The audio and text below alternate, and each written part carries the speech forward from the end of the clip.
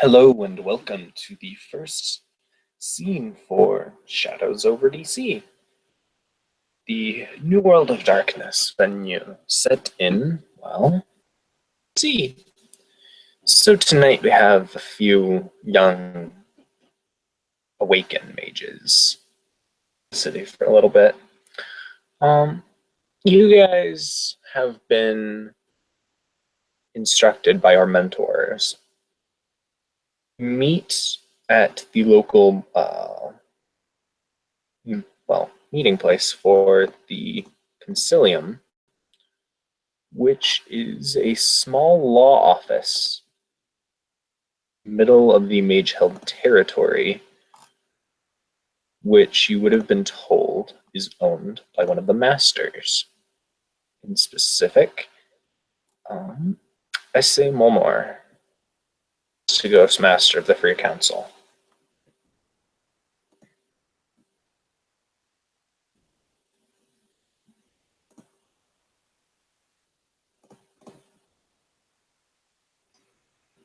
So just gonna roll up in a shitty minivan.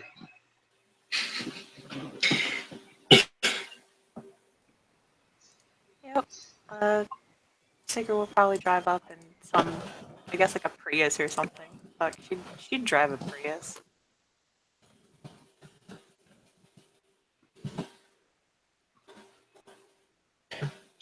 That good old Prius life. Hell yeah. Okay, so when you guys get there, you are when you walk in, you would have been instructed to do the what's the word, secretary, and tell them that you are VIPs. They'll let you in back. You go through a little door, and inside is quite a large room, larger than you would expect. It's shaped like with the seats around the edges, and then the main area instead of like sand and everything for an arena, the main area is this really nice carpeted, shag carpeted area with the table faces like outwards. You can tell because the chairs are in it. It's opened towards the door. That's how you get into sit at the table. There's a few people here and there sitting on like the benches that line the rows along the walls. More than 7 or 8 people. But there are 3 people in the chairs facing the Coliseum. There's a African American woman. She's got a very she's dressed like she's a businesswoman almost. Nice suit. Hair is up in a working bun. Looks to the 2 of you and gestures for you to sit down on the stairs.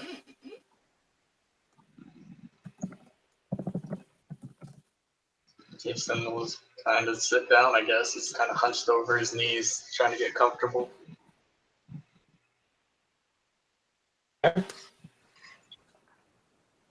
Also, I feel important to note he's gone full douche for this meeting, so he is wearing like a pink polo and khaki shorts and a backwards ball cap. Oh my god. Beautiful.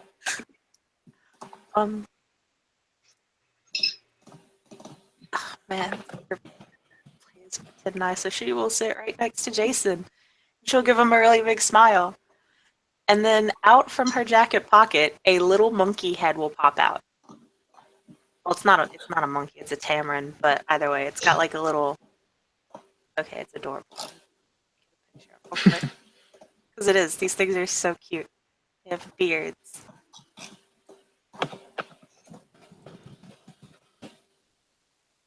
So you'll see this little. Oh, sorry. My bad. You keep going. So yeah, this little whiskered, bearded face will kind of pop out and look at you.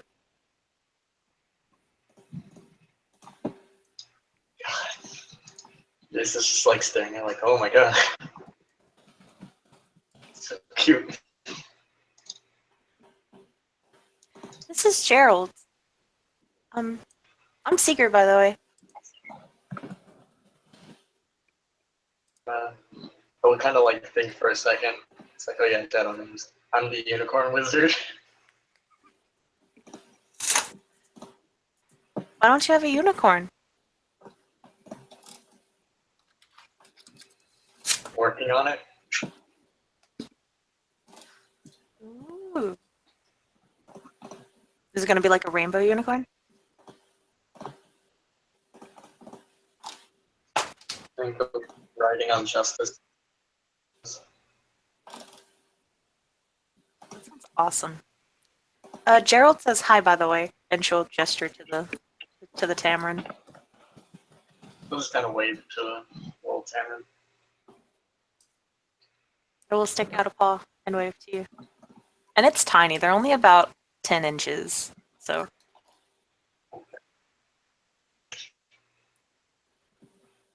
This is the woman who created the two of you, by the way.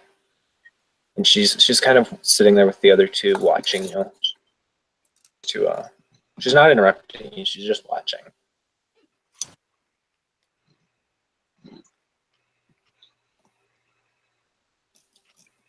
Seeker will look over at her and wave. She'll smile a little and nod. Then she'll turn back to Jason and say, "Oh, my bad." I'm just gonna kind of do the little stuff, like head motion.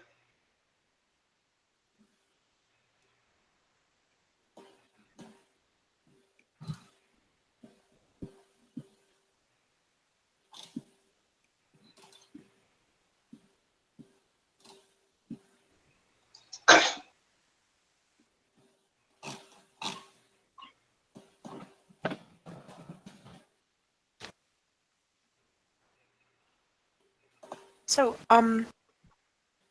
Unicorn Wizard, do you know what we're doing here today? I have no idea. I just kind of got told by old Brimble to come. Oh boy, well, isn't that exciting? Yeah.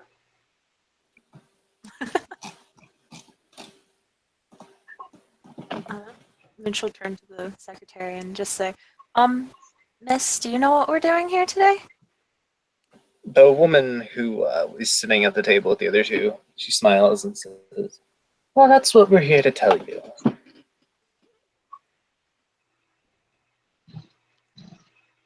The two men sitting with her, one is a dude who looks like he's straight out of a Viking, like, documentary. And then the other is dressed like a samurai. His helm on. I'm trying to find a picture for him, but he is Japanese.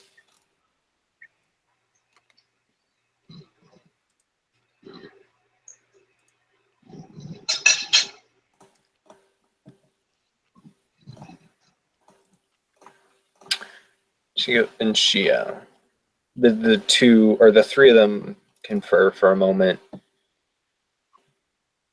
Taps on the table, raps on the table with her knuckles to get everyone's attention.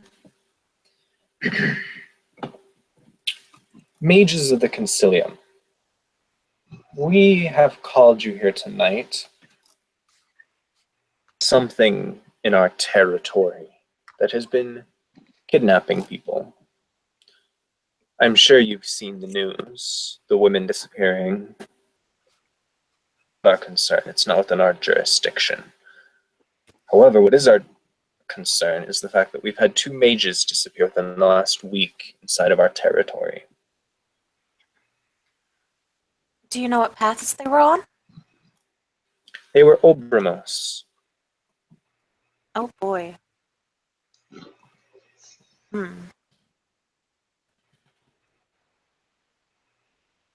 Well,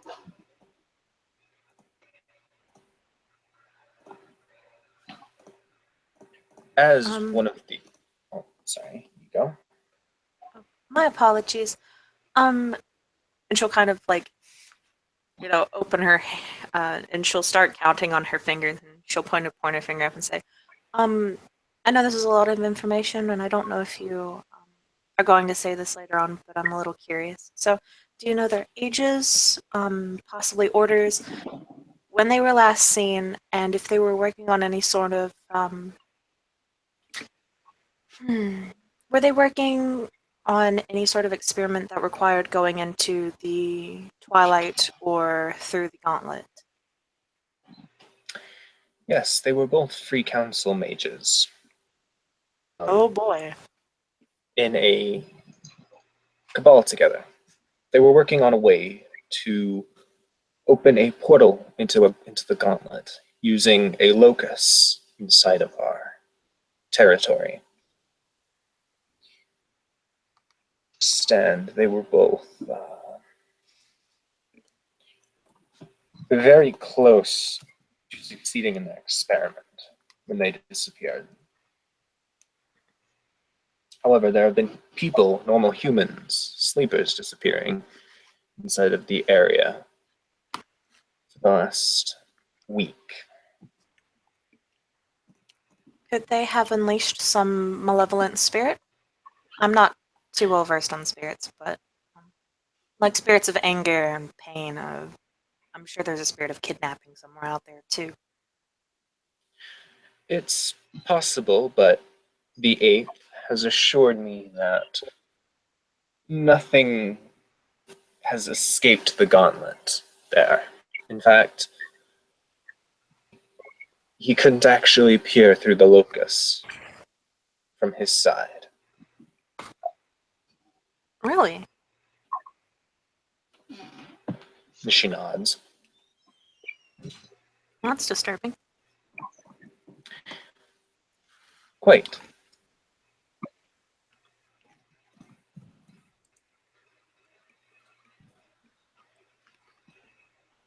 What exactly is this locust? I can't say I've ever heard anything like it before. It's a place, or at least as I was told, it's a place where the Gauntlet is weaker, where the spirit world and the human world are connected more closely. I admit, I'm not well versed on spirit magic either, so it's not something I have a lot of information on. Most of this is second hand from the Eighth.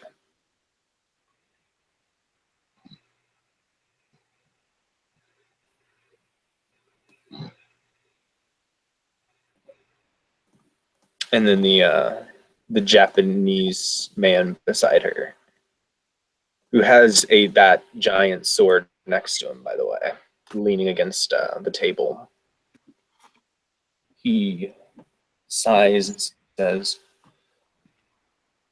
"Called you here is we need volunteers to go with me to attempt to track the area, clear it out, see if anything is dangerous there that might need to be removed."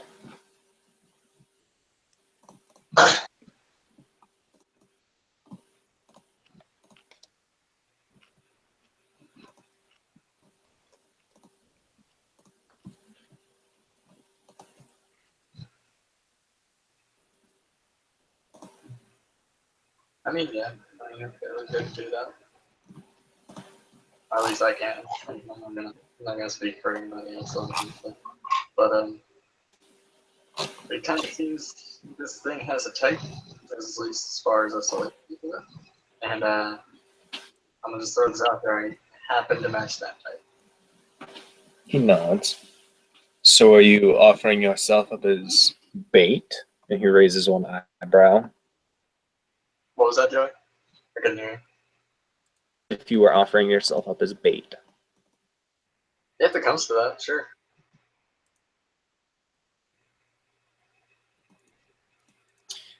I'm sure there are other safer ways to try and lure the spirit. There's no need to risk another awakened life. There's so little of us as it is anyway. Oh, and I'll help, though I'm not any good at fighting. I can create a few zombies though, so. The woman nods. We don't want to risk a weekend. But we do need to investigate this disappearance. These disappearances. I've sent messages to the werewolves and the changelings to see if they have information they could share with us, but I've not heard back from either of them yet. So for now, we're running this operation on our own, with only our own intel.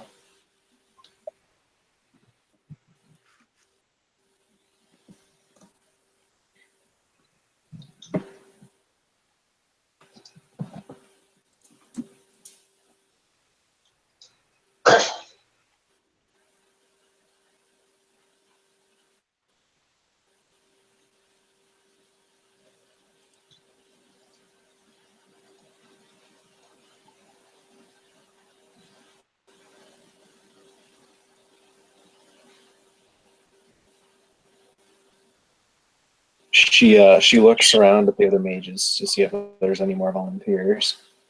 They all kind of very pointedly ignore her, like don't meet her gaze.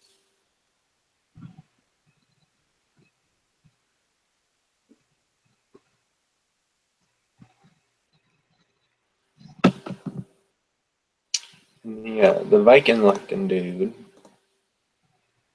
sighs and says, "Your equipment before you go, I can provide it. But I'd prefer if we get this taken care of as soon as possible." To the mages that didn't speak up.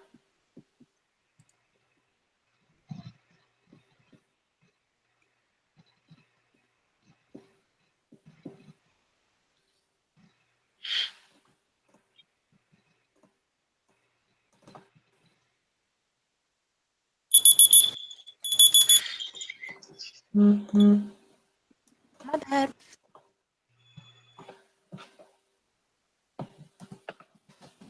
All good.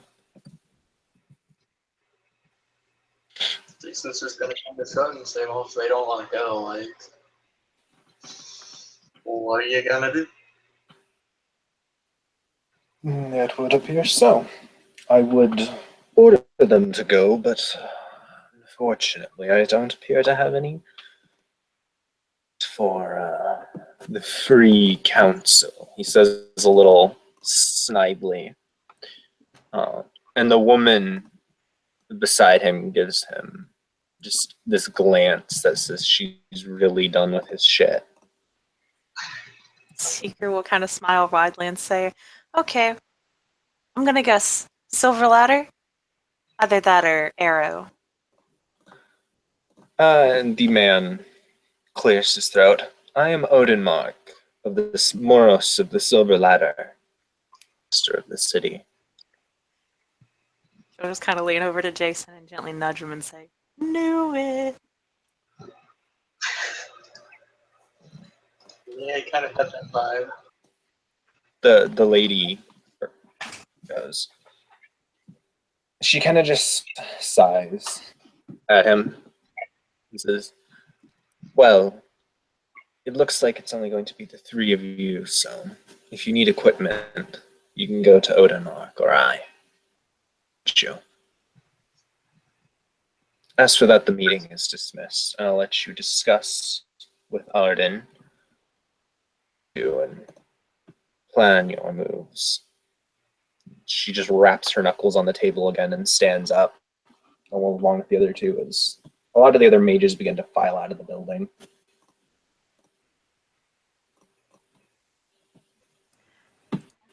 As they're leaving, Seeker will look to the guy, just say, you really shouldn't be upset at them for not wanting to risk their lives like that. It's, some people have some self-preservation and whatnot. He huffs. When one's compatriots are dying, it's rather cowardly to not even want to investigate. They could have at least offered their help in other ways, but No matter. Well, I highly doubt that this situation is the only situation in this city. They could be busy with other things, and what's the saying? They don't want to put their fingers into too many pies? He just raises an eyebrow and nods.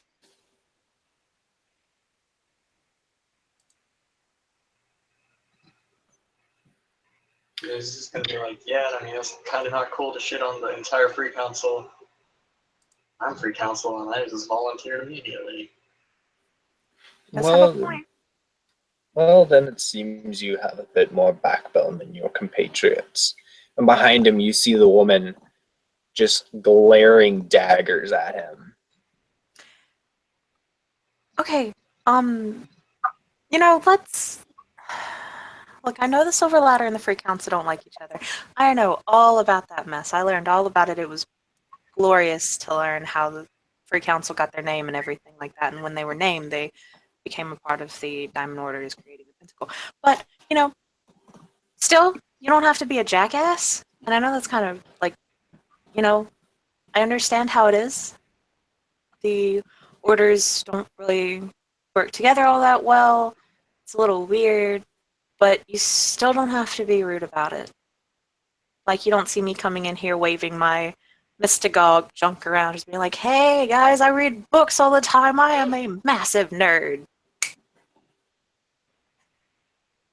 It's not cool. He huffs again and turns and walks out. The woman rolls her eyes and approaches you. He's a tough one. My name's Essie, as she holds out her hand for both of you to shake.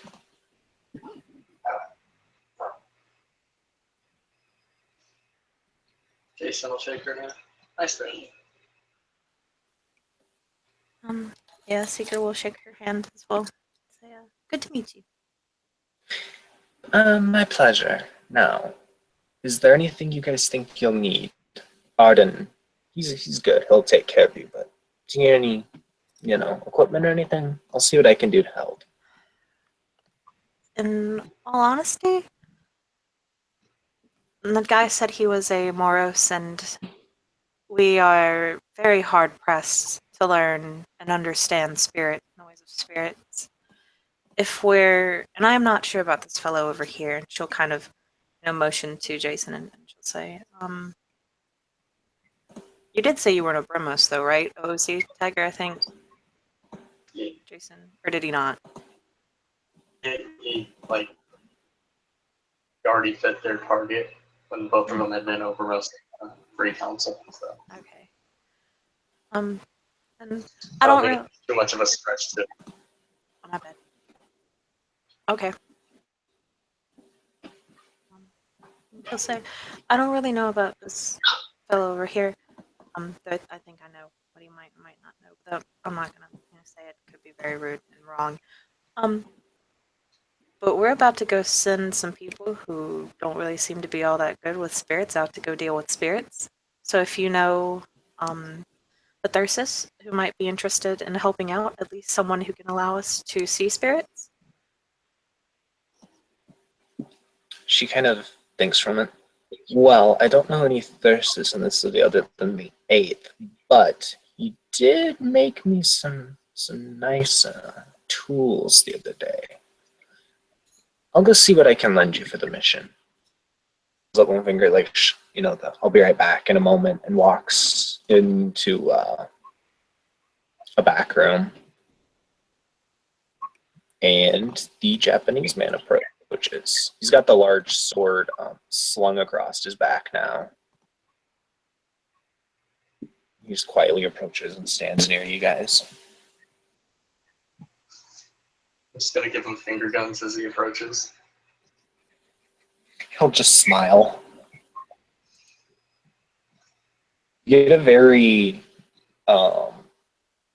he's that anime archetype of the brooding loner vibe off of him.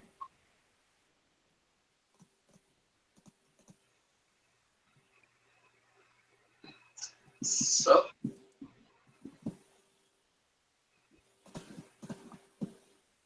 He kind of looks at Jason. Only the supernal mysteries.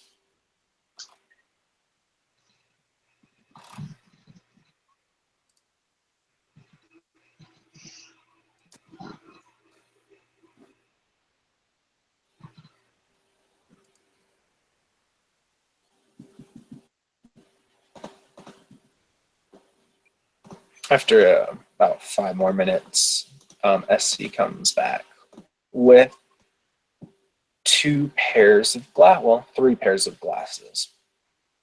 They look a little large and a little clunky, like they're all teched out and everything. But when you put them on, press a button on the side, she explains, they will allow you to see into the spirit world.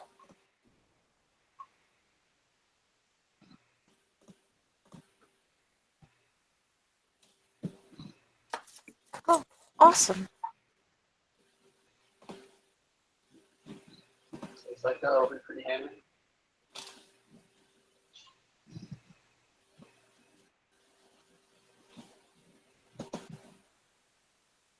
She chuckles. Well, you never know. But if there's any other preparations you need, we have a sanctuary nearby. But other than that, just let Arden know when you're ready to go. When are you guys there? She says, she gives a polite nod and heads off. Already having 2 other people like come up. They have like clipboards and things, and they're already talking to her. She starts walking off.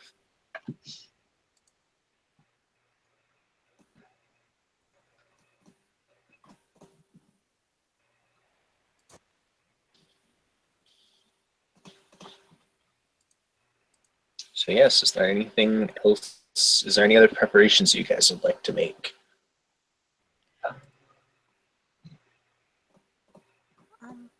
I know this isn't Yeah, good. Oh, my bad. I'm gonna throw up a force field. Okay.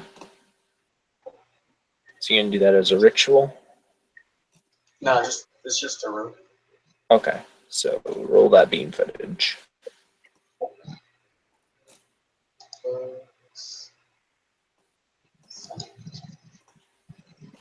67. I gotta get Mage the Awakening out.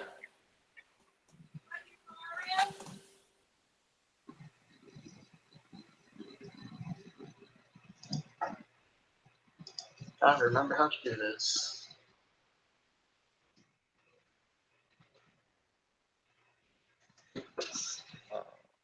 Make sure you add you should be able to add your forces rating into that roll as well.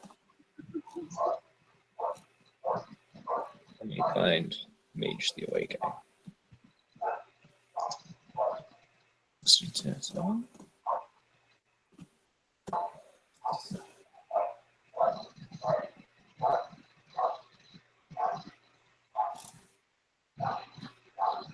Okay, so I got 1 success on it, which is enough, according to the book on page 167. But I gain a point of armor per dot I possess in forces, so 3 armor. So yeah, you have just mark that down on like a separate sheet. Okay. And I also get 3 dice to resist being knocked down from applications of kinetic force. Okay. And Kim, is there any preparation that Seeker would like to do? Yeah, I'm gonna throw up Death Shield on her. Okay.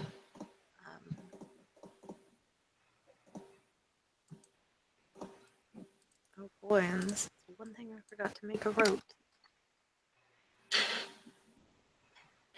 Well, you still got Death 3. You got a good chance pulling it off. Only 4 dice, but Yeah.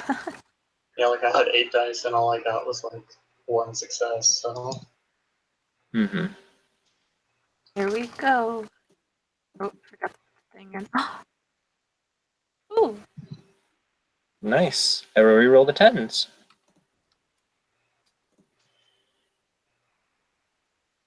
Okay. So 2 successes. 2 successes.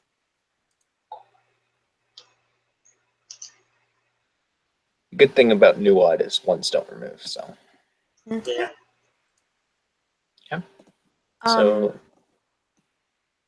Oh, sorry. sorry, you I go. was just gonna say real quick before they leave, Suku's gonna just kind of ask Essie, you know, kind of pull her off to the side and just say, "I know this is gonna sound really, really weird, but do you know any place I could get a dead body?" She would tell you that the mortuary is, like the morgue, would probably be the easiest place, but that's on the other side of the mage's territory. It's in the middle, more towards the middle, so they'd have to go past there to get to it. Oh, Joey, I just realized I should have had one more die. Do you mind if I go ahead and roll it? Because of Oh, good. my skills was on my rope specialties. You can roll it. It didn't matter. Okay, we're good. Oh, it was so close. So close. So then she'll go ask the dude leading the thing and just be like, "Yo, instead of going straight there, could we go past it into a morgue so I'm not completely useless when the fighting starts?" He will kind of sigh, but he'll.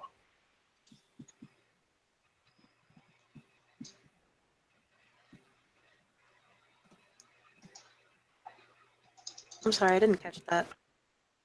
He will sigh, but he will acquiesce. Okay.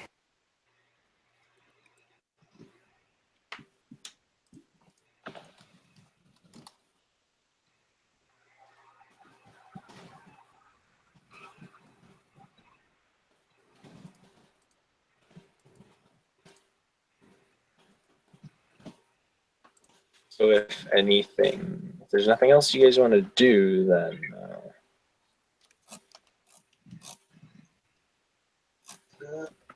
Keep going. okay.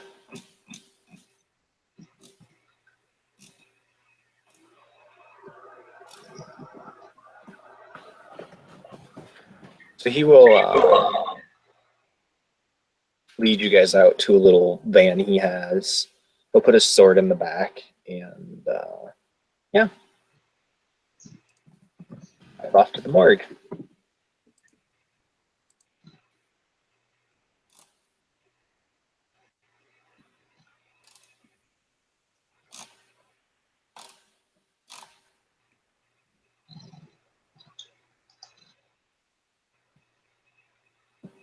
So you guys get there.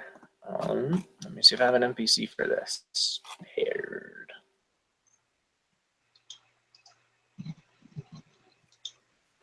So you get to the morgue. Walk in and they ask what you need help.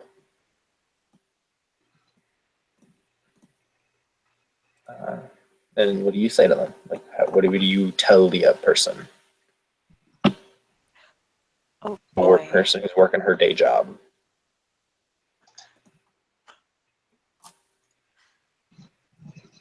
Okay.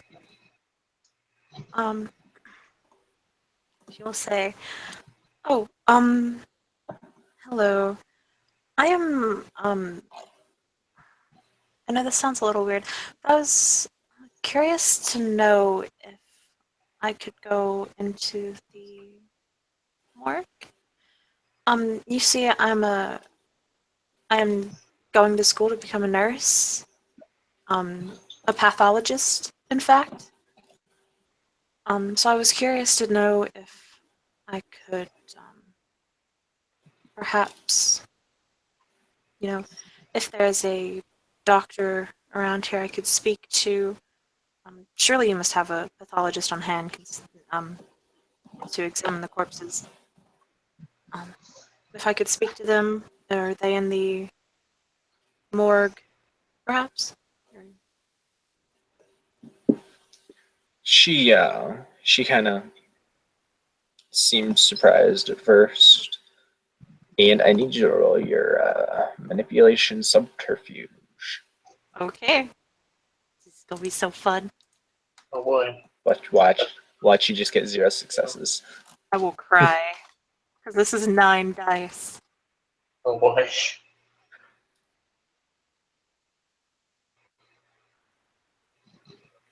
Okay, 3. and... Okay. Oh, wait, hold on. Sorry, I forgot to add one more because I have a specialty in lying. Oops. Okay, well that didn't fucking matter. But fuck you, 6. So yeah, Did she. you roll those two? Oh, sorry. Since she Yeah. rolled the 2 tens once. Yes. Oh yeah, I do You have can. to do that.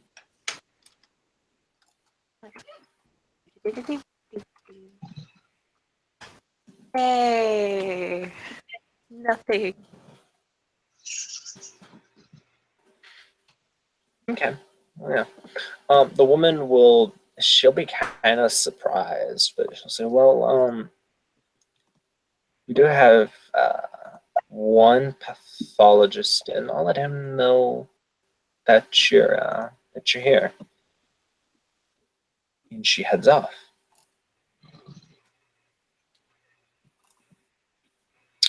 And you guys are there for about 10 minutes waiting. Arden, the dude with you, starts meditating in the middle of the waiting room. Just fucking starts meditating. Even harder. And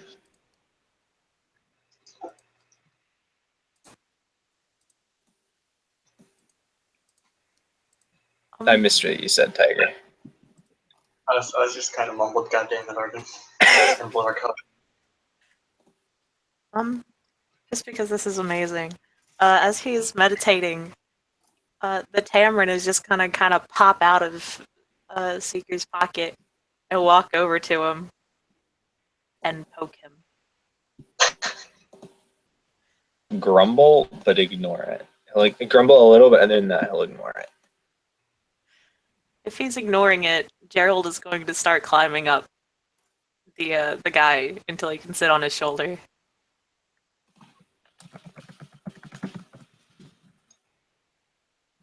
He will not stop Gerald. Okay, Gerald's just gonna sit down on his shoulder then. Look and start brushing his beard with a tiny little paw. And after a little bit, this dude walks in. Let me find this picture. Folder. No, I didn't. Where'd he go? A picture for you guys. He's a dude. He's wearing like a light colored suit, and walks in, looks over at the two of you and kind of smiles, walks by to go to the counter.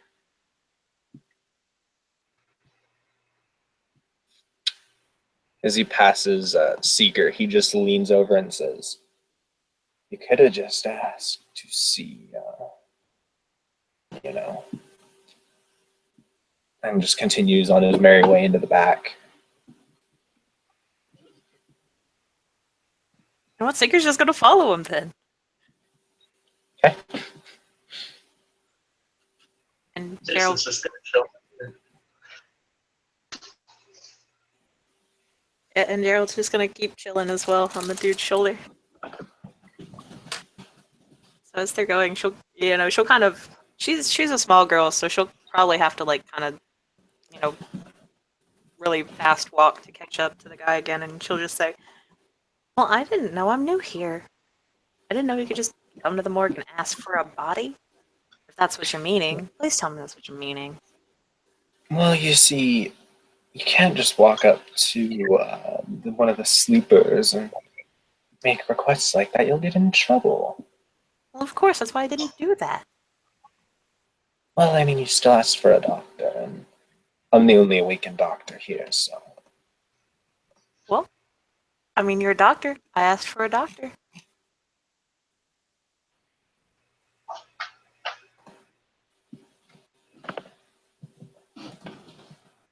He chuckles.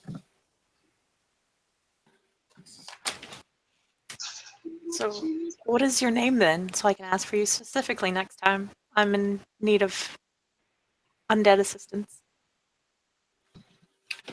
I am Dormanian. Liamgorn. Master of fate and time. Really? And Acanthus working at a more. He chuckles. Not what I was expecting. You know, I hear that all the time. It's rather funny. Well, I mean, you guys are known for, being very not up with, working in a morgue and death. Stereotypes. I like to break stereotypes when I can. He says as he turns into the morgue to one of the back doors. Like one of the things, there's a set of back doors here, like where they would drop off corpses. He leads you back there and says, turns into, opens his arms in a sweeping motion to encompass the room. Well, pick two. 2. Awesome. And she'll start going around, and if I need to, I'll roll intelligence medicine, but she's going to find the 2 freshest corpses because they still rot when under control, and she doesn't want them to rot anytime soon. You can roll intelligence medicine. Okay. And you hear a vehicle pull up, and as Dormanian opens the doors, and Arden, he looks a little annoyed, but he's brought his van around to the back. Yeah, you're able to find 2 fresh corpses. Awesome. So she'll just point at those 2 and kind of wiggle her fingers and say, "It's all good if I start." He smiles. Awesome. I'm going to take that as a yes. Okay. Oh, okay. I know I had it somewhere. Hold on just a moment. Because she does have a dedicated, what do they call it here? I can't remember. She has a focus. Mm-hmm. So that adds a dice, and then if you use high speech, that adds a dice. Yeah, and she's definitely gonna, quietly whisper in high speech, magical tools. There we go. Dedicated magical tool. Yes. Okay, so let's 2 extra dice plus that. Okay.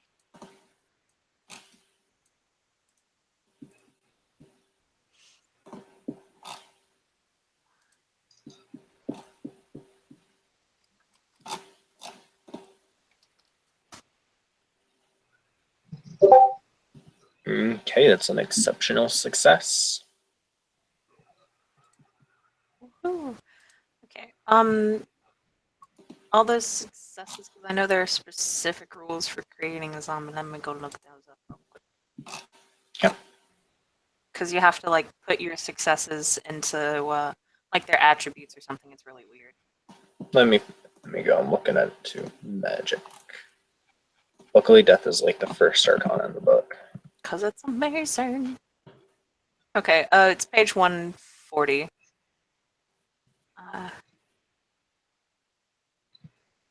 Yeah, power 1, finesse 2, resistance 2, size 5, speed 1, initiative 1, defense 1. Caster must spend successes on a 1 success per dot basis to raise them.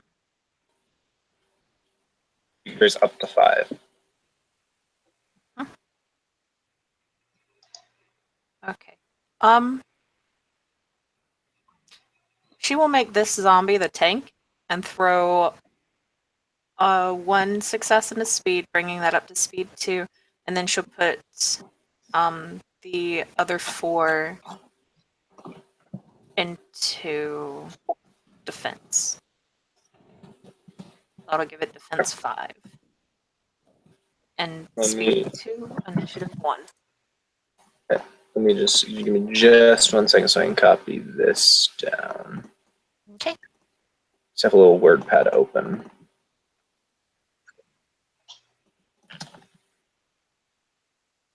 You said 1 into speed.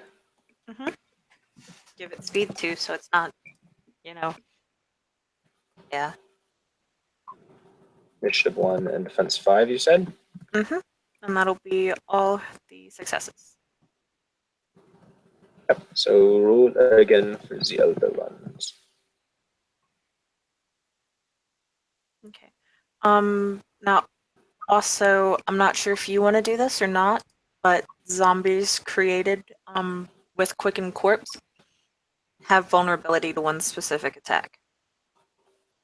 One specific.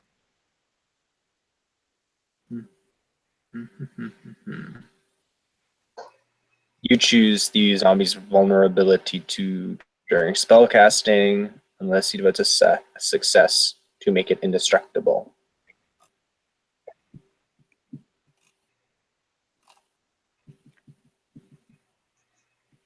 Oh yeah, I completely forgot about that one. Okay, so yeah, defense 4 shall remove a defense, and I'll, if I can do that, of course, and place a success and to make it destructible.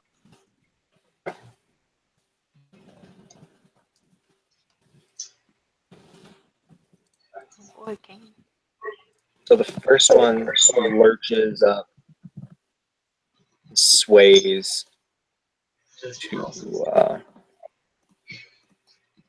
to follow your commands. Okay. She'll just point and say, stand over there for a moment, please. And it will be so. Okay.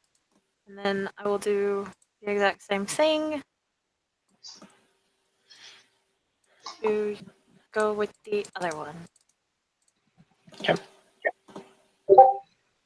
And that is 10, so I will. Well, 5, because, Well, there's 110. Sorry, that's what I meant. yeah, so you can roll that out, that extra. Okay, 6 successes. Yep. Yay. Okay, so 1 to make it indestructible. That'll give me 5 left. 2 into initiative. Okay. 1 into defense. And then 2 into speed. So speed 3, initiative 3, defense 2. So this one also lurches to life.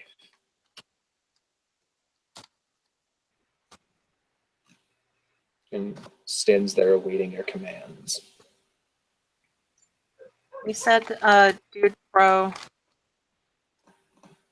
brought the truck around. Mm-hmm. Arden Okay, did. so she'll point to the back of the truck and just say, okay, please get in there. They will shuffle into the back and stand there awkwardly. We'll just kind of smile and say, oh, you guys are so cute. From the front, you hear muttering from Arden as Dormanian just waves goodbye to you as he shuts the door. Wave by and say, see you later, have a good one. Hope we get to meet again soon. You're really cool.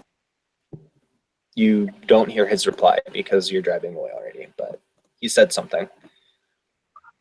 Jason, Arden would have grabbed you when he pulled the truck around. He's been grumbling the whole time about having to use corpses. She'll just look and say, okay, here's the thing. I don't fight. I can't fight. I have minions. Unless you prefer me to rot the flesh away from all the people.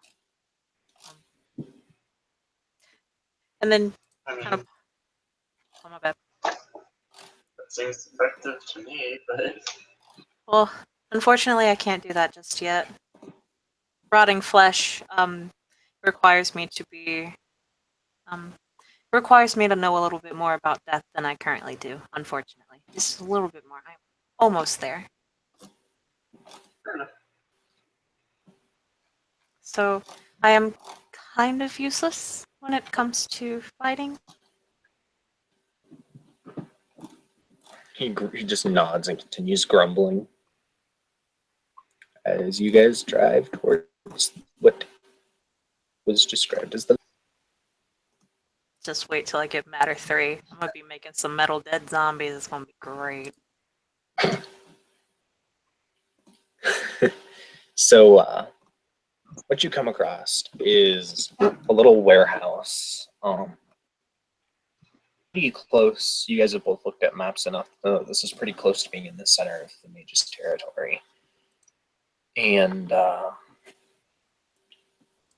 Harding gets out, opens the back doors, makes sure there are no cameras around.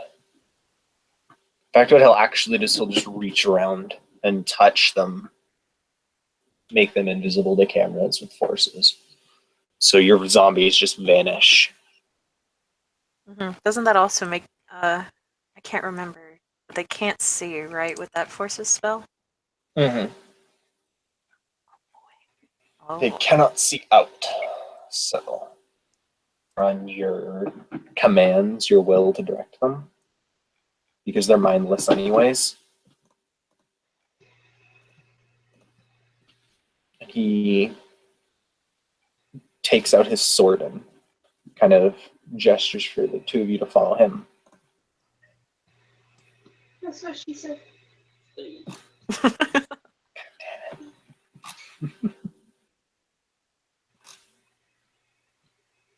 So when you enter the building, it's a small little normal warehouse on the inside with, rows of shelves inside. Storage warehouse or some sort of small store or something. And you head farther in towards the center, and you see there's like looks like a porta potty that's hooked up to some computers that are smashed up, and it's got like wires sticking out of it and tubes connecting to this like barrel of greenish glowing liquid. And there's no sign of any living thing there. But like no animals or anything.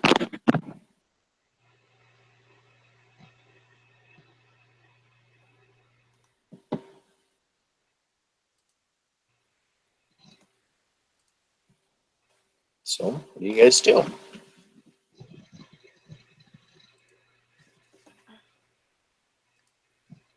We have those little talismans that allow us to see spirits, right?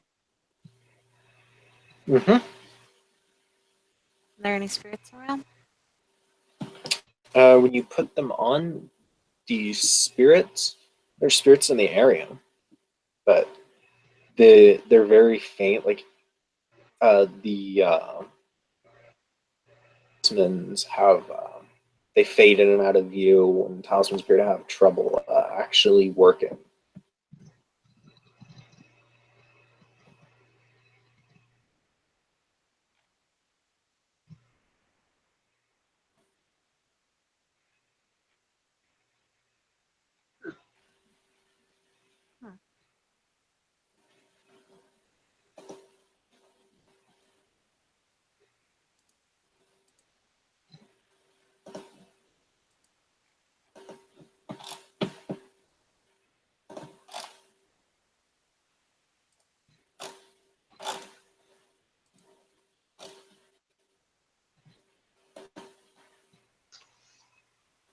So she'll just look around and just say, anybody have any ideas? Arden is looking around. He's like rummaging through boxes and stuff. I'm gonna go look at the porta potty. I was hooked up to whatever. Okay. Are you just looking it over, or are you like going inside of it? I'll open the door and see what's going on in there. It appears to be like a porta potty with like the actual like toilet part ripped out.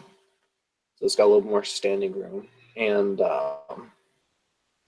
computer monitor in there, which is cracked, but it still functions.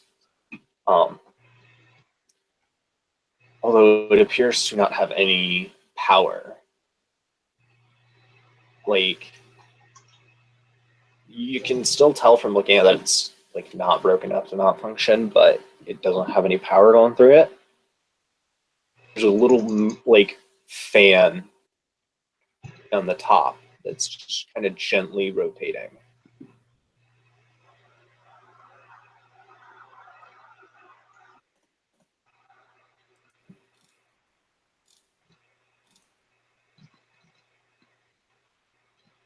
Oh, and Seekers, zombies are just standing behind her.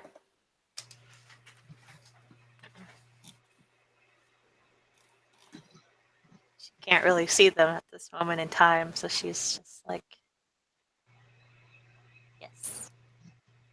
When you guys entered, Arden would have dropped the shield on them once they were out of sight of like cameras and everything. Okay. Then she would have told Mr. McFast zombie to just go around and start looking, and she realized it's a stupid zombie. It's like, okay, go follow that guy, and she'll point to Jason. So he's following Jason.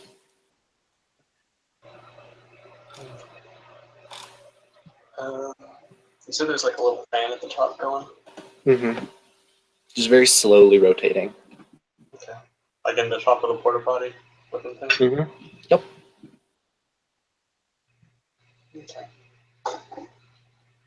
I want to use a spell, Control Electricity, to kind of shift the fan to the power, or to the monitor or whatever. Computer Okay. system. So roll that magical beam footage.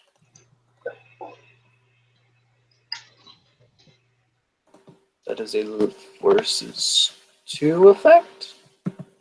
Or is it just like quick casting, thaumaturgical? It's forces 3. I don't have a rope for it, so I'm just gonna have to like Arcana plus Gnosis. You're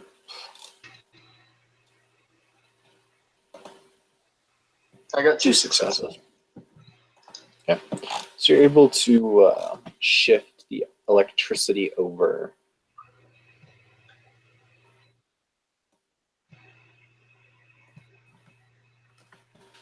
The computer, and it flicks on. Little touch screen monitor.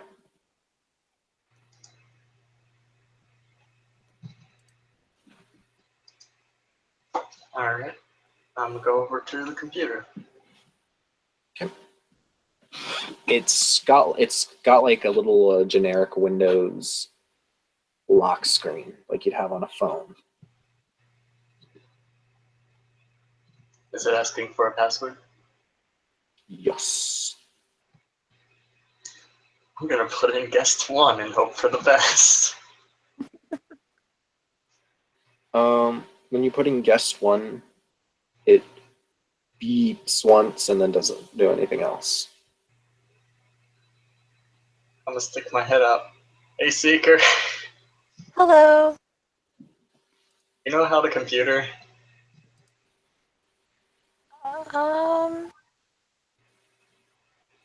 Okay. I found a computer and it needs a password. I'm not very good with computers, but I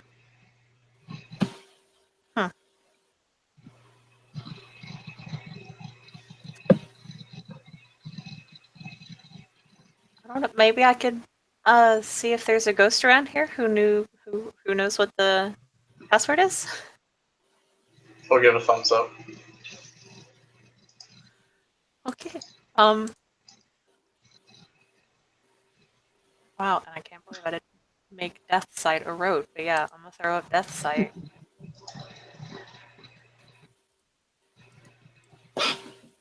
And she will use high speech and her dedicated magical tool. Okie dokie. And that's 2 10s. So I will reroll. Okay, so just 2 successes to throw at death. Okay, you can have it up for the scene.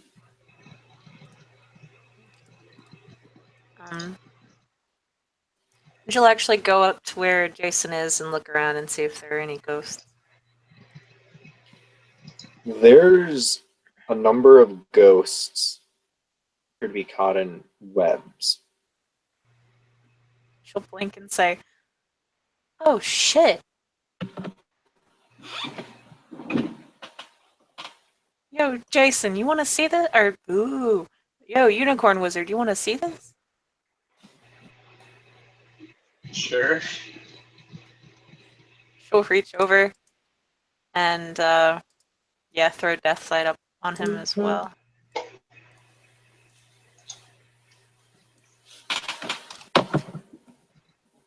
Okay, yep, that's. Well, first of all, I should ask if you're resisting. No. Okay. 2 successes then to give him Death Sight so he can see into the twilight.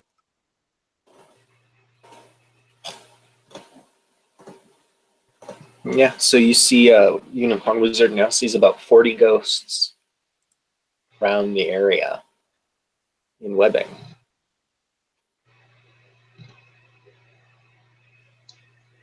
I don't know the ghost is supposed to be there. No, there shouldn't be this many in a room, and I don't know why they're all tied up. She'll walk up to one. Are like their faces covered? Yes, they are like completely covered, like bound, like in webbing. Okay. Then I'm going to use sculpt. I can't pronounce that word to save my life. Ephemera? Yeah, ephemera. And hopefully this should work because they're in the twilight, and that's where everything is made of, in the twilight. So I'm gonna do that roll and see if I can do that. That is, and let me see.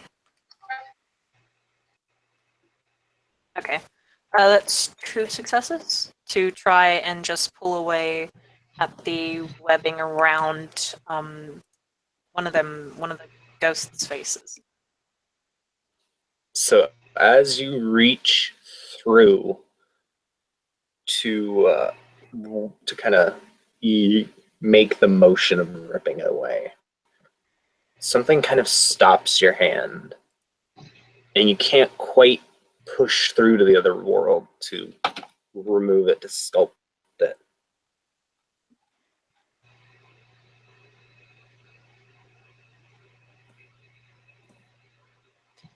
She'll look really, really confused and really, really angry because it's just like, okay,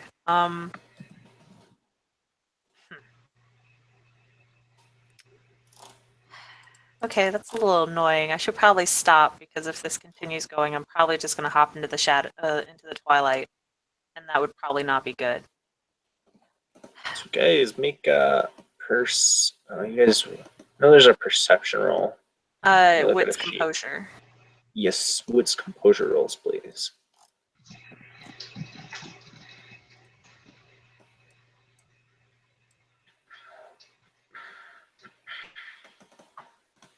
Two successes.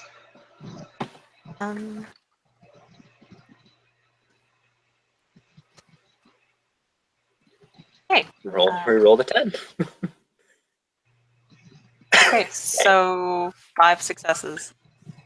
All right, so Jason hears just very faint clicking. Like click, click, click, click, click, click. Seeker is able to hear it coming from above them. Just this click, click, click, click, click, click. Watch this be like some big ass spider. She'll look up. You see above you, watching you, this thing is watching the two of you with those big creepy eyes to the ceiling. You just hear her say, I fucking knew it. Oh, and you can't see it in the twilight. It's not in the twilight. Oh shit. So Seeker's looking up. Jason's gonna look up. And that's what Jason sees. His gun. When you pull out your gun, the creature hisses and skitters along the roof, a little bit away from you guys. And let's roll initiative. Well, I'll let you get what you were gonna say. Get in what you're gonna say first. Seeker's just gonna be like, hey, did you tie up these ghosts? All it does is shriek at you. She'll just put her hands on her hips and say, I do not understand shrieking. Use English, mister. And its mandibles like click together and it says, yes, yes. More tasty flesh, much essence. They're ghosts. They don't really have flesh. They're in the twilight. They're made of... That's not how this works. That's not how any of this works. No ghosts. You. As it Here. skitters down the wall towards you guys. And now it's initiative time. Bitch, I wish the fuck you would eat me. don't roll a D0. There we go. That's a lot better. Don't forget to add your initiative mod in. Yeah. So. Okay, so I'm sitting at 15. Right. Let me You get check. a little initiative counter out. Yep, and Seeker is at 11. Oh wait, do I I need... gotta roll for Yeah, the zombies. yes, roll for zombies. Do you want me to do that? Do you want me to do that, or you? I can roll for him. Yeah, because you're the ST and all that. So this is for the first zombie. Zombie Okay. 1. Who only So has it's initiative 1. 7.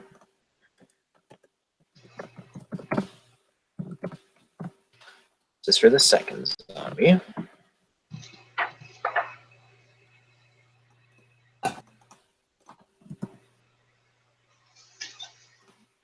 Oh. So he has initiative 8.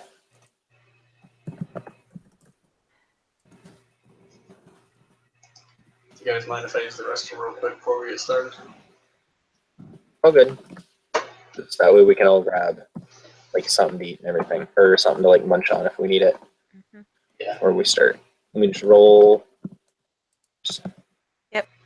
Joey, also real quick to tell you, Tiger and I have a Sabat game coming up in I'm not sure how long, but yeah, got a Sabat game tonight. So, Okay. Yeah. Finish at least up the combat, and then we'll kind of let you guys go if you need to.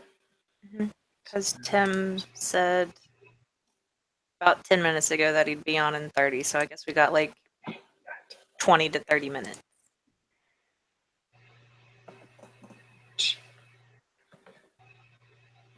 So it is on initiative of 15. Oh boy.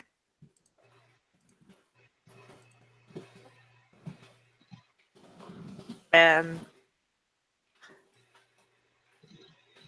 Let me go look at Jason's sheet. His dexterity. I think it's gonna go before Jason. The good thing is in New WoD, combat doesn't take nearly as long, so. There's not, crazy off the ass walls. Rules, not walls. Oh my god, I'm so tired. Yes, it is going first. Okay.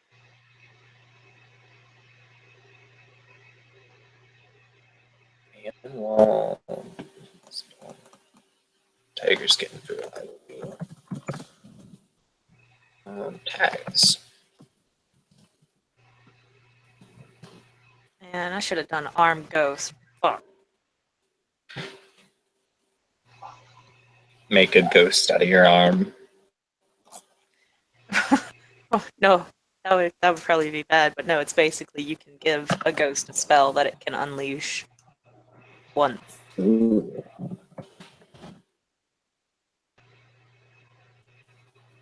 Actually, until Death 4, I don't think there's any offensive things this character can do with magic. Oh no. Hey, you can always pick up other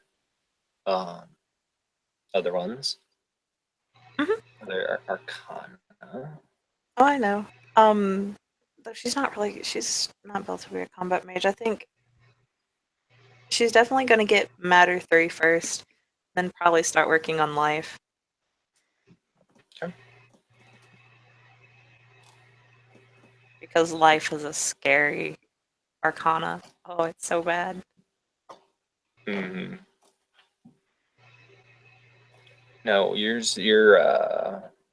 what is it? Inferior arcana is spirit, correct? Mm-hmm. But, yeah.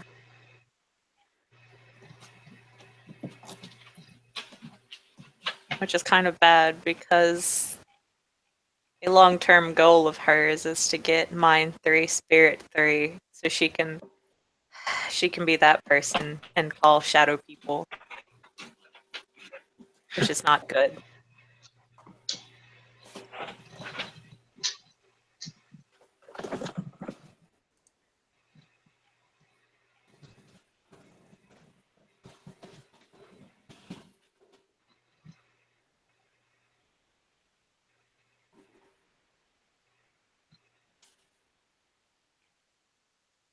Come on. Can't take a hunch to send a PSD file.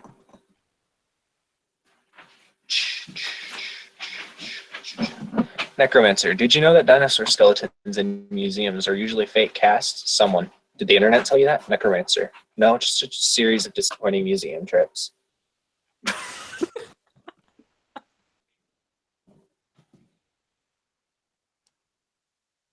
Exactly. Wow, could you make a little more noise, Missy? My dog is saying she wants to be loud. It is Puppy.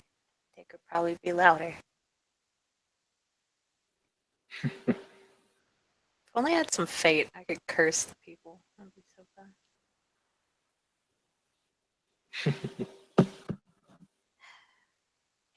Sorry, I'm trying to find my...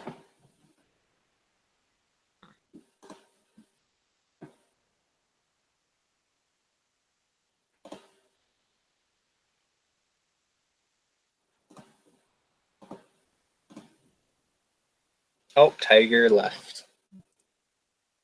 His Google Hangouts Rip. probably kicked him. Probably. Just gotta hope he comes back. Oh my god. No. I accidentally clicked a Facebook video and didn't realize it. Uh-oh. So it just started blasting out noise, and I was like, what the hell? What's going on? Oh no.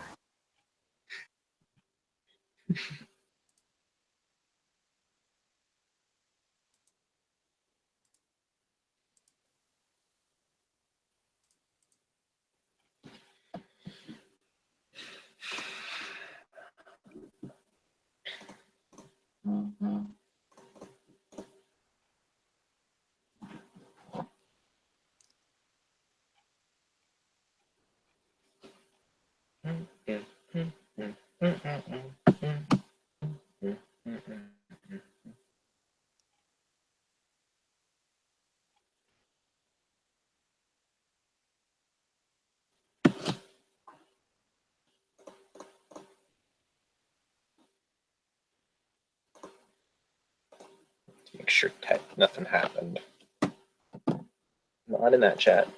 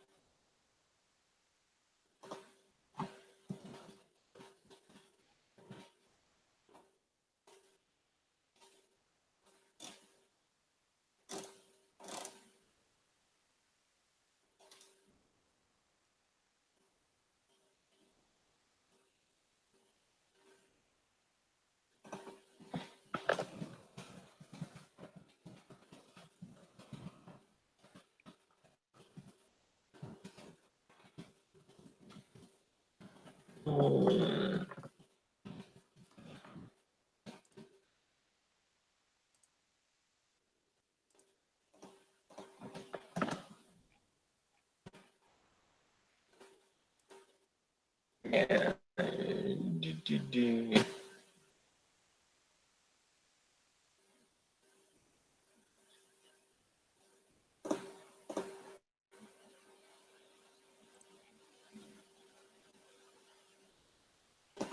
okay, then. No, we'll go until you get. Oh, My bad. I was just gonna say you might still be in the bathroom. mm-hmm.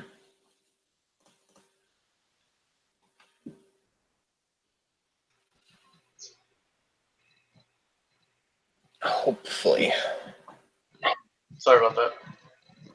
All good. Hey. So the initiative list is as follows. So the creature, as it's rushing towards the zombie that you had following Jason, which was number 2, correct? Fast one? I have no idea. Kim? Hmm? You had the fast zombie following Tiger, correct? Following Jason. Yes. He had fast zombie. So let's go with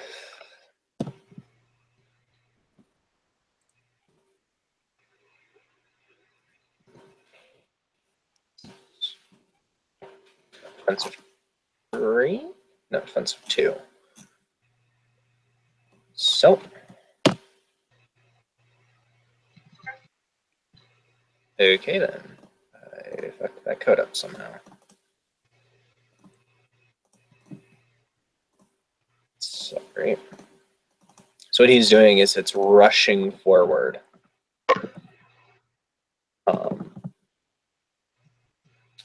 Oh man. That's 3 hits. Or 3 damage.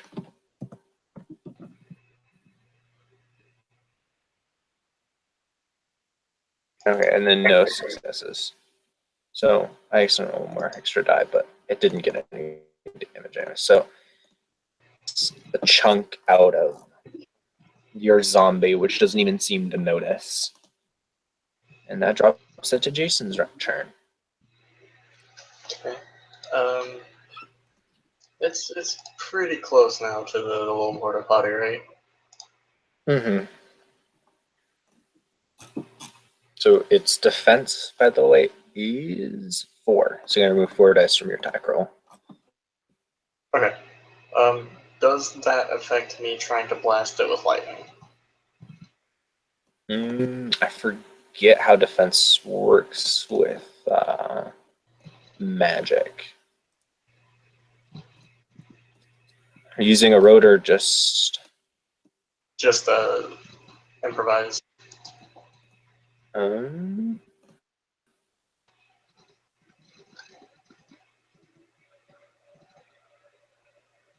Let's see. Let me open the book because I'm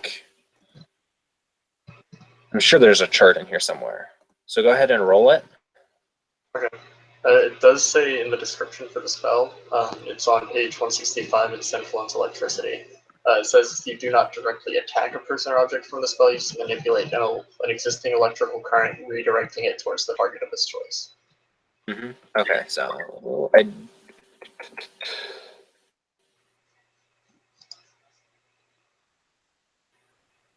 a simple success allows the electricity to affect one target. Yes. Just roll it. Okay. And I will say something in high speech and brandish my gun at it to add some extra dice. Yep. Hate how it doesn't say like how much damage it does. Right. Electrocution. Page 177 of the core book.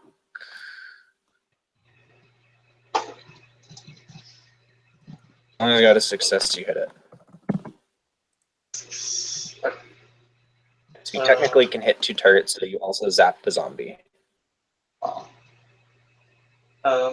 which does 4 bashing. Okay. Because it's not like protective fence of electricity. Okay.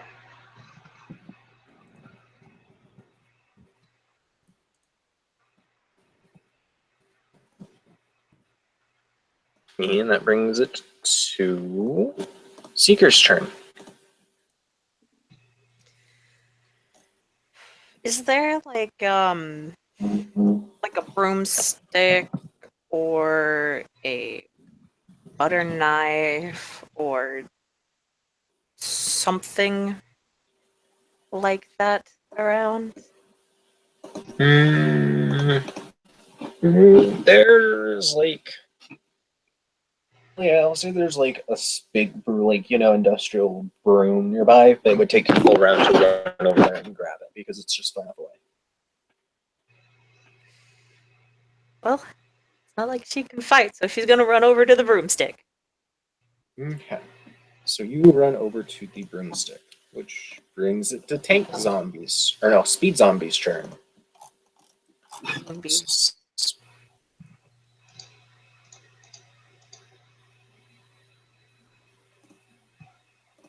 So it's only rolling a chance die to attack, if I remember correctly. Miko, reopen mage. Make sure I didn't miss something. I almost forgot. I got a paradox because I think that was a vulgar spell. Okay. So just put that in your blue booking. Right. But you gotta roll for paradox, don't you, to see if you get it or not?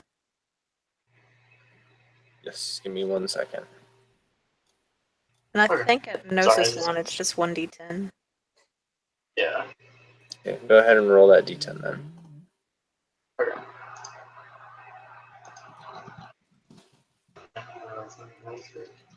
Okay. Almost rolled a D0. Out of 7.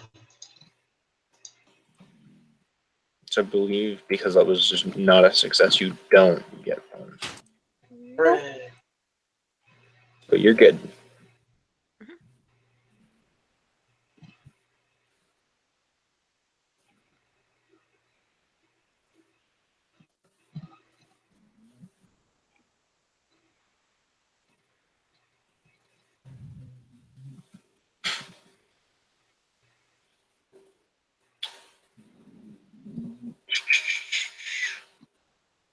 Make sure that they're not.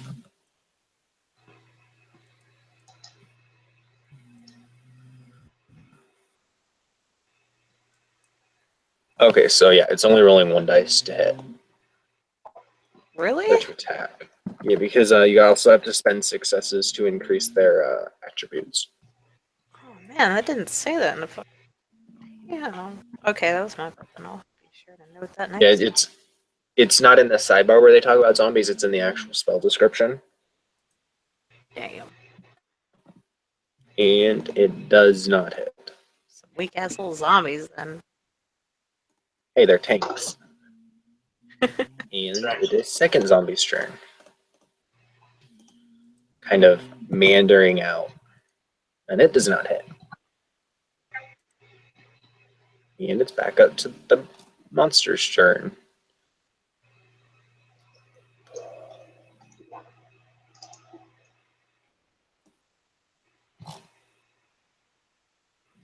Okay.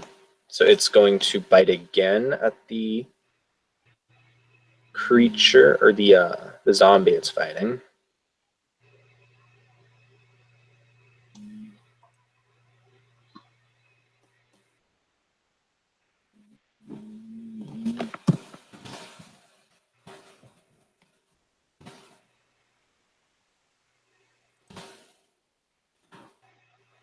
Does 1 damage, which isn't enough to do anything really to it. So that brings it down to Jason's turn. Okay. You said its defense was 4, right? Yes.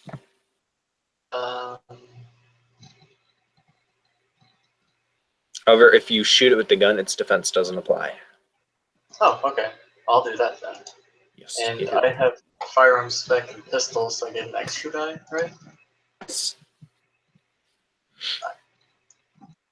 So you should be rolling 6 dice.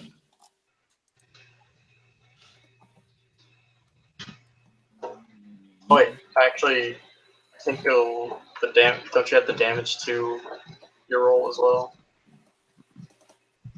Yes, for the weapon. Okay, so I should have rolled 2 more.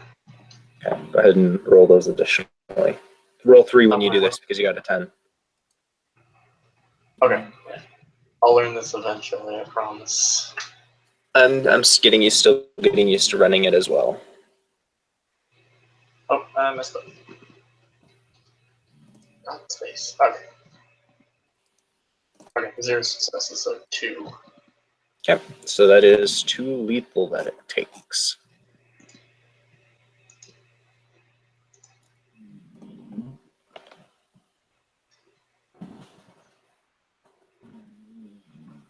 And that brings it down to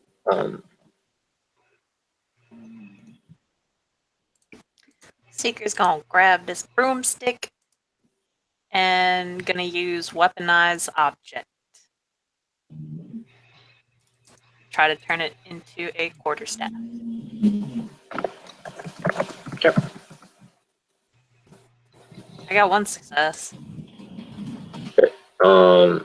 What page is that wrote on? I didn't use a rote. It's just a matter spell. It's from the Adamantine Arrow book, page 181. Yeah, I have that in here somewhere. Of course, it's not easy to find because why would something be easy to find? We'll just say that's enough to turn it into the quarterstaff. Okay.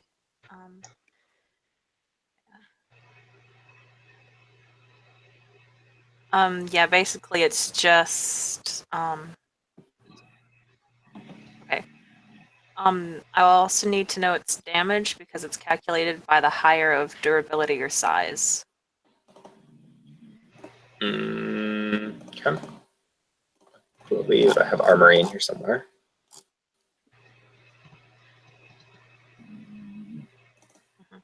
But basically what it's for is the object's composition is altered so that the mage can use it as a weapon without suffering the usual -1 dice penalty imposed on attacks made with improvised weapons. Furthermore, the object's damage is calculated by the higher of its durability or size rather than lower.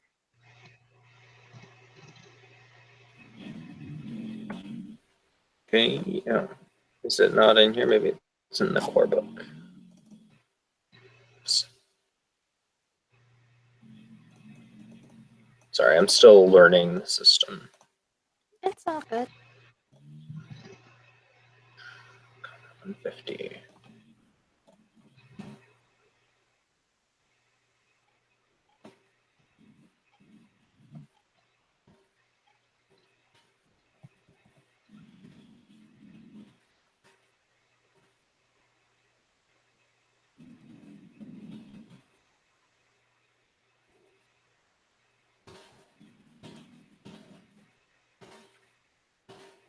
Weapons. Here we go. Their guns. Okay, so the damage, let's go with size 3. And these don't have durability on here because why would they? It's 3 durability, 3, so 3 damage either way. Okay. Just make it simple.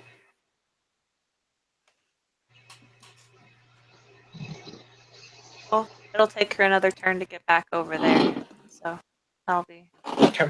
I actually know she did the spell this turn, so it'll be next turn that she's running over there. So.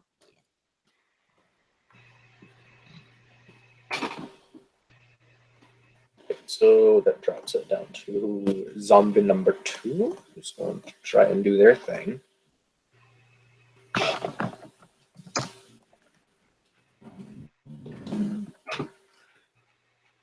Zombie number 1 He hits.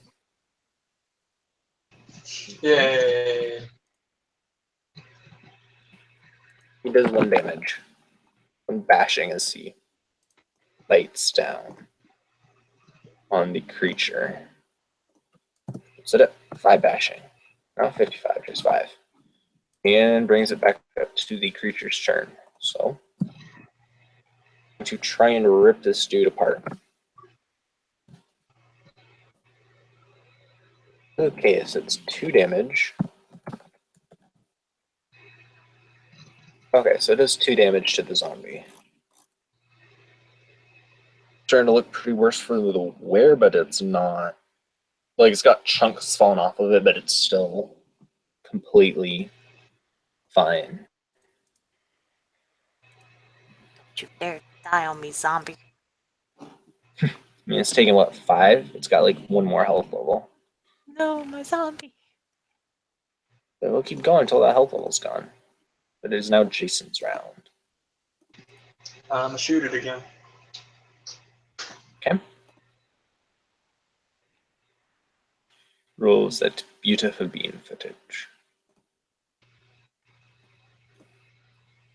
I got 2 successes. Alright, so that's 2 lethal it takes. So it's at 3 lethal and 5 bashing. And what you can do, because I saw there were rules for this, you can charge, I believe. Let me make sure.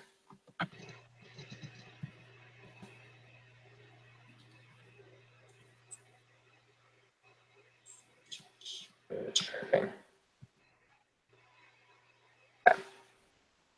So you can move up to twice your speed and stage and attack. So essentially you forfeit your defense or make an attack this round.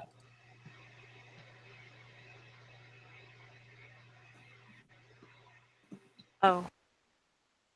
I mean, she wasn't going to attack. She was just making one of the weapons for the zombies since they're apparently doing like horrible hitting it otherwise.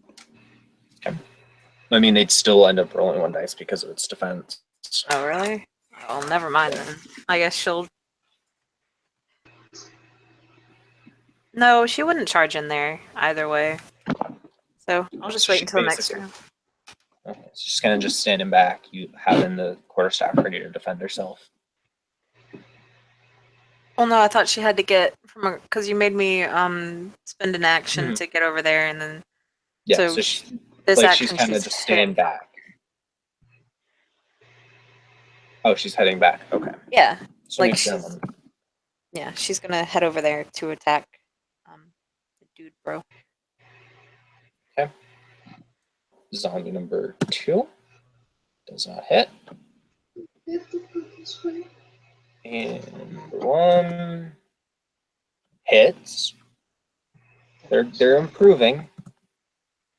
He hits again. It's 2 bashing. Go, my little zombies, go! But hand will convert into a dot of lethal. 7. So the monster is going to attack. The same one. Gonna try and take it down this turn. Only 1 damage.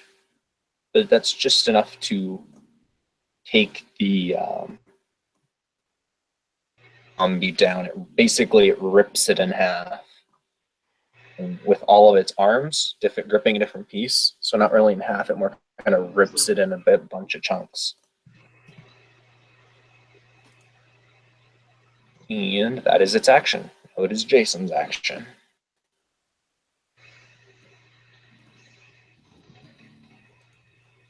I'm shoot it again. Okie-dokie. Yeah, guns are so much better. And 83. So that's 6 lethal. And hey, it's Seeker's round. You are back near this spider monster. I'm gonna hit it with the staff. Okay, so calculate your dice pool for the attack and then subtract 4 dice from it. Oh yeah, never mind. I guess she like misses then. Okay. Even if you're reduced to less than 1 dice, you still get to roll a chance die. Okay, because she only has Dex 2 and nothing in weaponry, so But you get 3 bonus, so yeah. You'd have that 1 dice. You could try. You succeed on a 10, botch on a 1 in between. Nothing happens. You just Yeah. miss.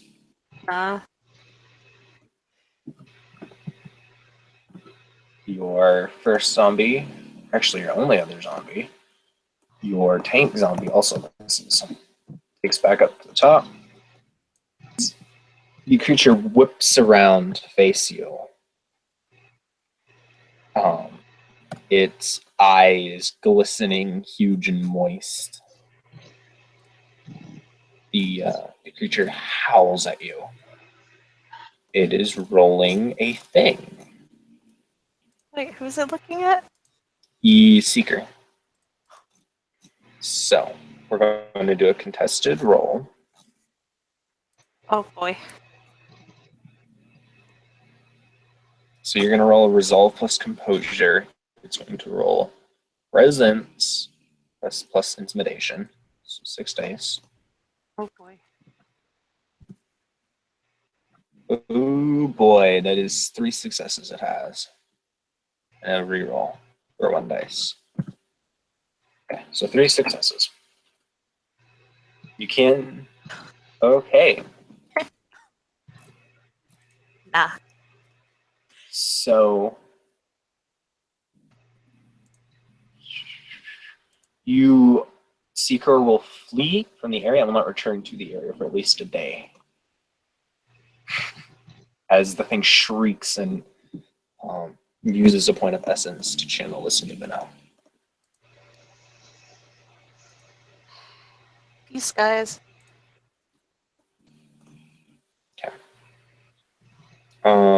What I'm gonna say though is you can stop right outside the building, and Jason, because you just have to leave the immediate area. Like, you have correspondence, don't you? No. But it is Jason's action.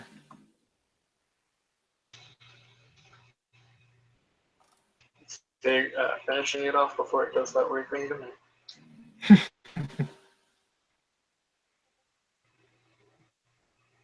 Success, so Oh, it's yeah. 1 damage. That's a 10, so I'm gonna roll.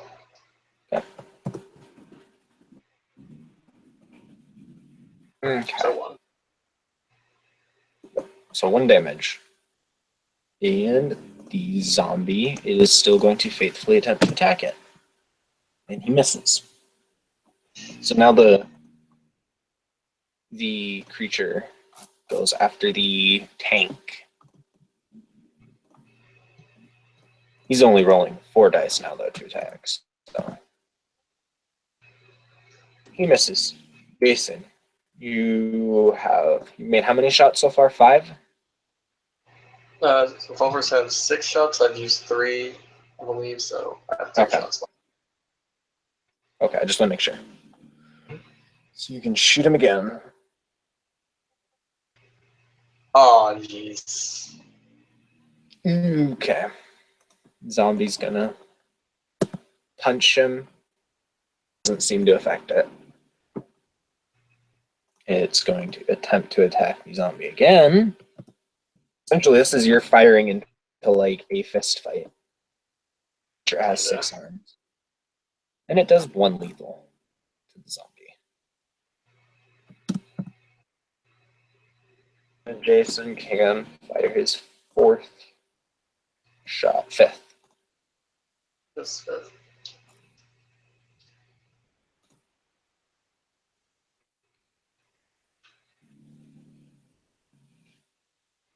Okay, got 1 I success. got success.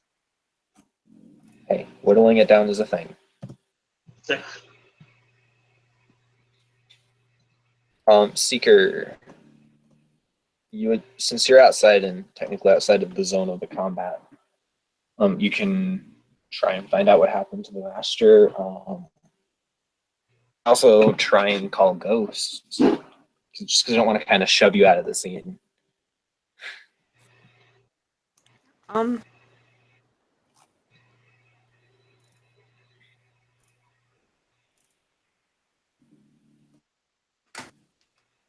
Uh, I don't know. Like, she's assuming that dude bro that brought them here is somewhere inside, so she's probably not gonna go and look for him.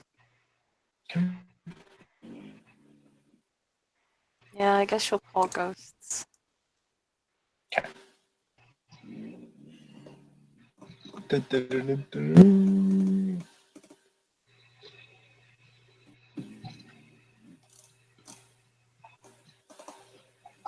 Just one success though, so So you call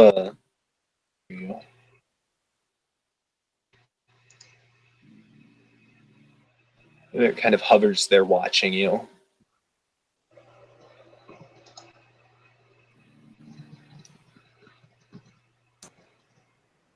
He says in like a cold, like sort of droning voice, "What do you require?" yes. Hello. So could you do me a big favor? What is it you need? I need you to go in there and fight this weird spider human creature thing. I will see what I can do. Um, As it glides through the door. Before it goes though, she'll kind of stick her hand out and say, wait. It has a penchant for tying up others of your kind, so I'm not sure if you go in there you'll be swept up as well. So don't just like charge in head first. It grins at you, and then its head splits in two, and it kind of like its body sort of rips apart as a very nasty looking armored thing kind of is standing in its place.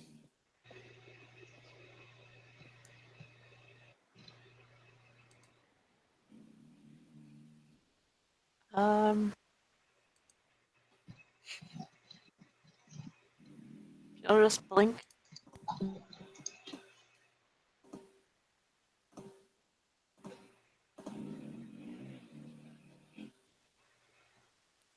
Just give it like a thumbs up.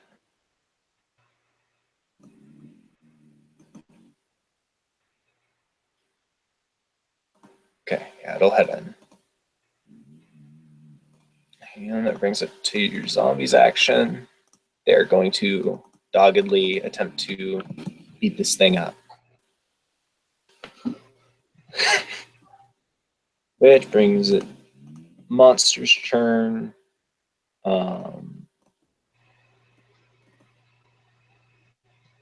And the monster, its part.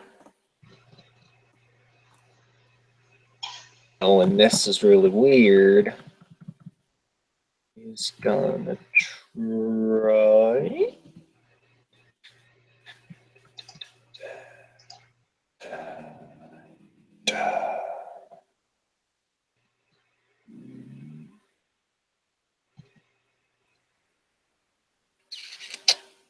Yeah, it's gonna spend another essence and try terrifying the zombie, but it obviously can't.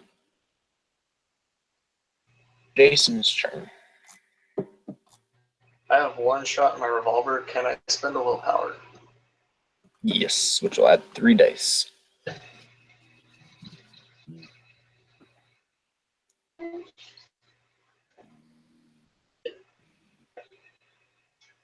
Three successes. Chance I'm gonna roll that. Roll D0. Okay. Really cool.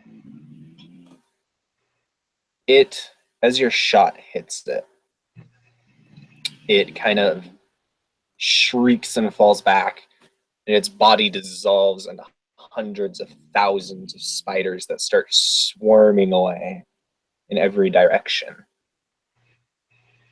I'm gonna start stomping. So you stomp on quite a few of them.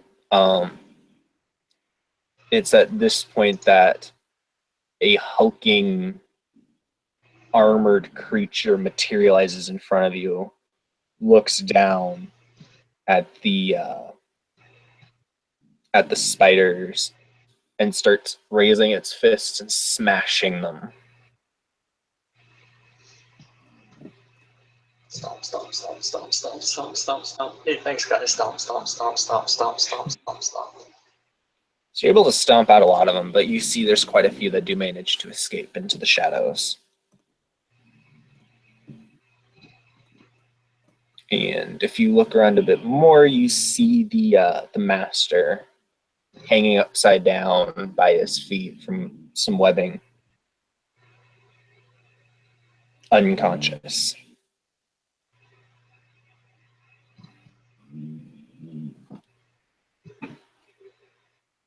I'm gonna try to pull him down. His large sword is laying nearby if you want to try and cut him down. Yeah, I'll do that. Okay. So you're able to cut him down. He's still unconscious, but you have him cut down. And at least if you were to try and carry him out, you probably could. Okay. Yeah. You know, do like the arm over the shoulder sort of thing. The armored Yeah. creature just watches and then just kind of